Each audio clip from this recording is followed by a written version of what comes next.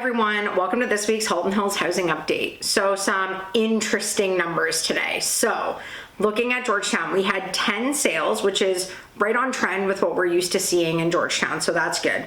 Much better than the 3 that we saw last week. So 10 is good. What was interesting is 6 of those 10, so the majority of them, were over $1 million.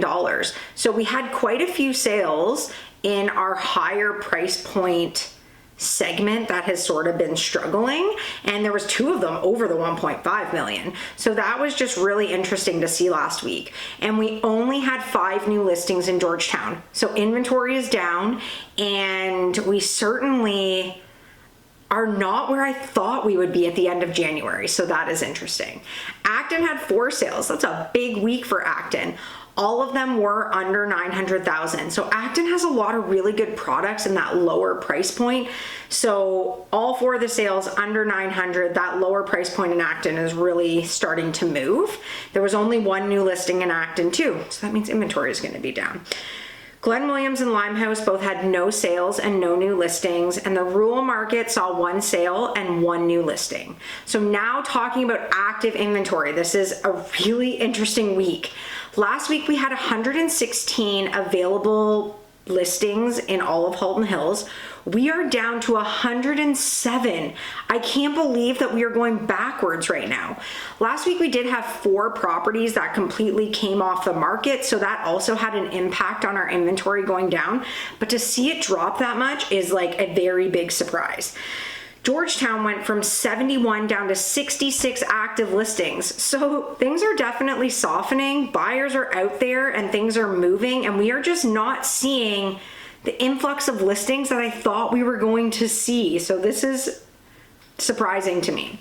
Looking at our active price points, under 800,000 went from 9 down to 7 active listings. 800 to $1 million went from 17 to 16 active listings.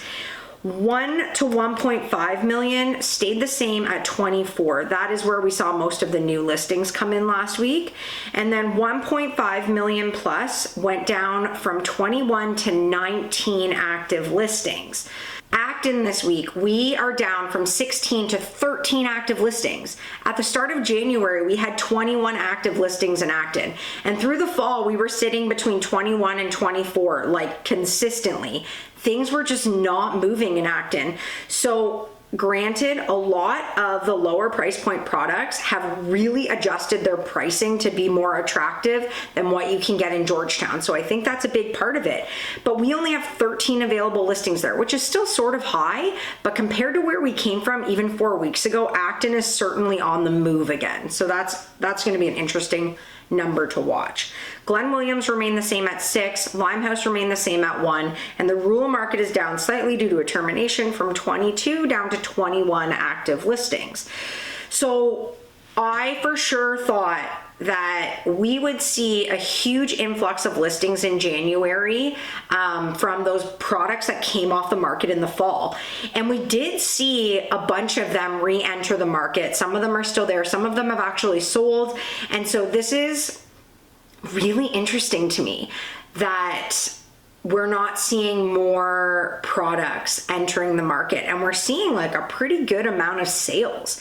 So overall, our January numbers are going to be, I think, better than I thought they were going to be. I'm really interested on next week's report to see where the average price for January comes in.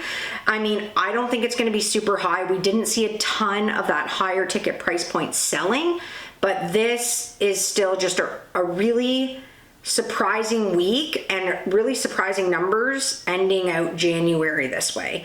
So who knows what's going to happen in February. At some point, I will put money on that we are going to see inventory climb at a more rapid rate. And I've had, even the last few weeks, I've had a bunch of inquiries about people that are like, we want to sell our house this spring. Again, if you're thinking of selling this spring, try and move that up. I think, February and March are really going to continue to be somewhat strong, but by the time we leave March, we should be sitting at higher inventory levels. I don't know. We'll be back next Tuesday with what happened in all of January to assess that compared to year over year and where we came from at the end of last year, and really going to be watching what happens here because I mean, it's good news for sellers that we're not seeing a massive amount of inventory hitting the market. So I'll be back next Tuesday. Have a great week, everyone.